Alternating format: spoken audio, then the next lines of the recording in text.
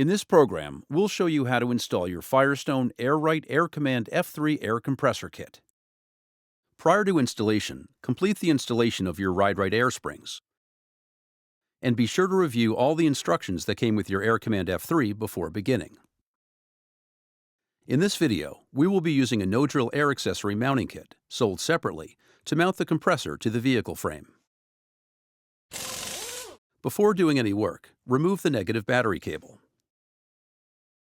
First, install the push-to-connect straight fitting into the pre-installed check valve on the air compressor.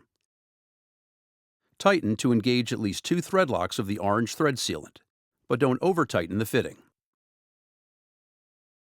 Next, attach the air filter to the compressor and hand tighten. If the compressor will be located in an exposed wet location, rather than connect the filter directly to the compressor, you should snorkel the air inlet filter. Now, mount the compressor to the no-drill air accessory mounting plate sold separately, with the machine screws, nylock nuts, and washers supplied with the kit. Place the compressor on the no-drill plate so that the compressor head is above the airline to prevent any water trapped in the airlines from running back into the compressor head. Tighten all the nuts. Next, mount the ECU assembly with the machine screws and nylock nuts. To complete the pre-assembly, mount the sealed relay with the machine screw, washer, and nylock nut to the no-drill plate. Pick a location to mount the pre-assembled no-drill mounting plate on the frame protected from airborne debris and moisture, and that the wire harness will reach from the location to the battery.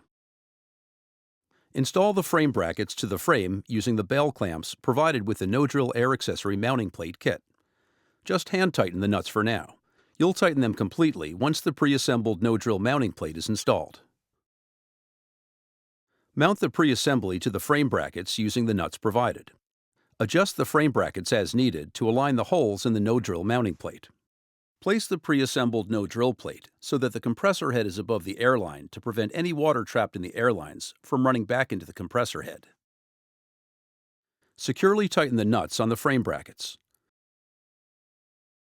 Next, you'll need to attach the compressor ground wire to the vehicle frame. It helps to pre-drill the frame. For a good ground, scrape away the underbody coating to reveal bare metal as needed. Attach the ground wire using the self-tapping screw. Now you can install the wiring harness. Start with the connections between the wiring harness and the components on the pre-assembled no-drill mounting plate.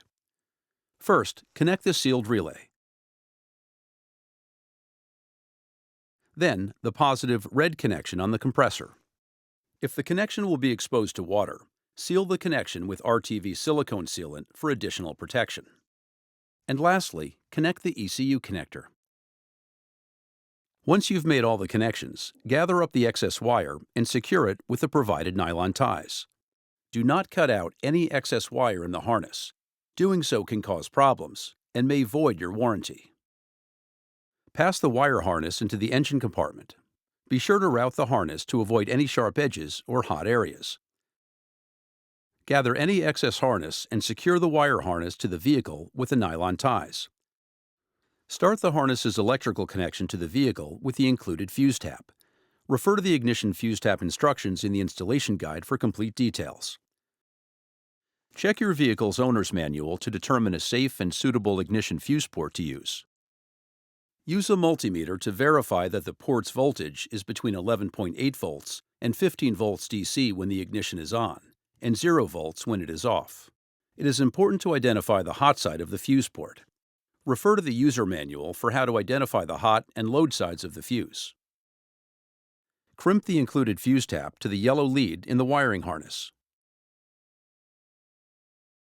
Now, remove the fuse and place it in the fuse tap. Also, place a 10-amp fuse from the kit into the top fuse tap port. Place the fuse tap into the chosen location in the fuse box. Be sure to match the hot and load sides of the fuse port.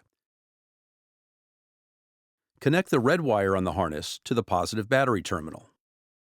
Do not connect the negative wire to the battery at this point. We will connect it at the end of the installation. Now you are ready to install the airline tubing. Start with installing a short length from the compressor to the supply or SUP fitting on the ECU assembly. Push the airline tubing into the fitting as far as possible. Then, cut to length using a tubing cutter and insert the end of the tubing into the push-to-connect fitting on the compressor. Next, install a section of tubing that runs from the right side air spring to the AS2 fitting on the ECU. Run the tubing to avoid direct heat from the exhaust pipe and any sharp edges.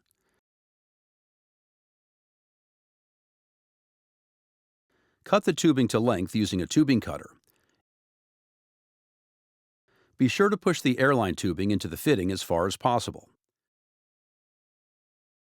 Secure the tubing to the vehicle frame with nylon ties.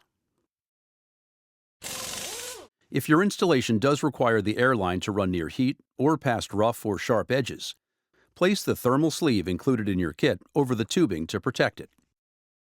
Next, route the airline tubing for the left side air spring following the same steps, and attach it to the AS1 fitting on the ECU. Now you're ready to test the system. First, reattach the negative battery terminal, and then connect the black wire from the harness to the negative battery terminal. And turn on the ignition. To operate the system, use the wireless controller. Press the round Enter button to turn on the remote. The display shows 0.5 on 2 rows. The system automatically inflates to 5 psi, the minimum pressure. Press the Enter button again, and the top row of the display flashes. The top row is the left side air spring pressure. Flashing indicates you can set the pressure to your desired number with the plus or minus buttons. Press the Enter button again, and the bottom row of the display flashes. This is the right side air spring pressure. Press the Enter button again, and both rows flash. This allows you to adjust the pressure of both the left and right air springs at the same time, known as dual leveling. For our test, set both springs to 70 psi. Refer to your installation guide for other springs' maximum pressure recommendations. Press and hold the plus button to advance the pressure in large increments. Press the plus button to advance the pressure at 1 psi increments until you reach 70. Press the Enter button to set the system. The air springs will now adjust to your set pressure of 70 psi. Once the springs are inflated, check all the airline fittings for air leaks. Spray a solution of soap and water on the fittings. If a leak is present, you'll see expanding bubbles around the leaking area. If you find a leak, let the pressure out of the line before repairs. If the leak is at the tubing connection, check that you have a square cut and that the tube is fully inserted into the fitting. If you find a leak where the air fitting screws into the spring, tighten the fitting another quarter turn and spray again to reassess. If you find a leak at the fill valve core, use the valve core wrench on the inflation valve cap to tighten the valve core. After any repairs, reinstall the tubing, reinflate the air springs, and check for leaks like before. The wireless remote can display air spring pressure in psi or bar. Press and hold the Enter button to display the measuring system. Currently, the remote display is set for psi. Use the minus button to select bar. Press the Enter button to accept the change. To return the remote display to psi again, press and hold the Enter button. Use the plus button to select psi. Press the Enter button again to accept the change. In this program, you've seen how easy it is to install an Ride-Rite Air Command F3 wireless kit. Keep in mind that every step is described in detail in the installation guide that came with your Ride-Rite kit. We also provide a website with information on all of our products. So from time to time, visit Ride-Rite.com for up-to-date resources and contact information. That's all there is to installing your Firestone Ride-Rite Air Command F3 air compressor kit. Now you're ready to haul your load in safety and comfort, thanks to your Ride-Rite air springs and your Air Command F3 air compressor kit. From Firestone, the world's #1 air spring.